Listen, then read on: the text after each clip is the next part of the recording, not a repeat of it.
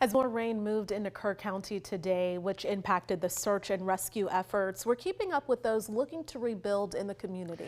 Our Dylan McKim was back on the ground in Kerrville today to show us the latest. Now we're standing in the Guadalupe Park right in front of this memorial with over 130 crosses, and you can see the rain's coming down on me. The wind is picking up.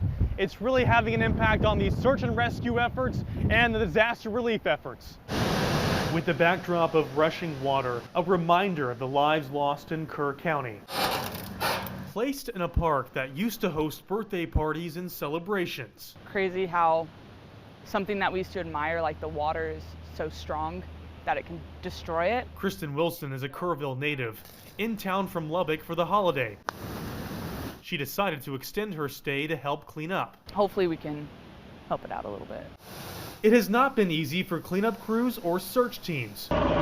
Rain over the weekend interfered with search operations. We've been working on a plan to pump that water out of there. Every day that it rains we have to push it and push it. So we'll need a few days of clear weather.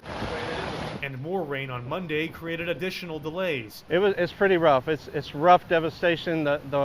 The floodwaters got high quick. Jason Williams and his wife volunteered to clean up homes in Hunt, Texas. They were right across the river from Camp La Junta when they were told to evacuate because of water rising over this bridge. Safety first out here. We don't need any more incidents. Wilson continues looking for places she can help, trying to bring her community back while mourning the loss of her family friend, Julian Ryan. I think there's still a bit of shock left in it. In Kerrville, I'm Dylan McKim.